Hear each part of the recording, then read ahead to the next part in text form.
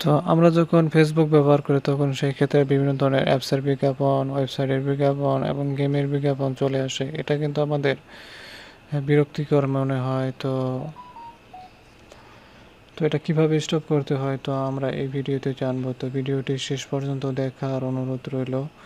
আর আপনি যদি এই চ্যানেলে নতুন হয়ে থাকেন তাহলে চ্যানেলটি সাবস্ক্রাইব করবেন এবং পাশে থাকা বেল আইকনটি বাজিয়ে দিবেন পরবর্তী নোটিফিকেশন পাওয়ার জন্য। তো এই কাজটি করার জন্য আপনারা প্রথমত অ্যাকাউন্টে লগ ইন করে সেটিং অ্যান্ড প্রাইভেসি সেটিংয়ে ক্লিক করবেন। এখানে সিকিউরিটি লগ ইন, তারপর অ্যাপস অ্যান্ড ওয়েবসাইট, তারপরে কিন্তু থেকে এটা অফ করে দেবেন। তো আমাদের কাজ সম্পন্ন হয়ে গেছে। তো ভিডিওটি শেষ পর্যন্ত দেখার জন্য আপনাদের ধন্যবাদ জানাচ্ছি এবং চ্যানেলটি সাবস্ক্রাইব করবেন এবং পাশে থাকা বেল আইকনটি বাজিয়ে দিবেন পরবর্তী নোটিফিকেশন পাওয়ার জন্য।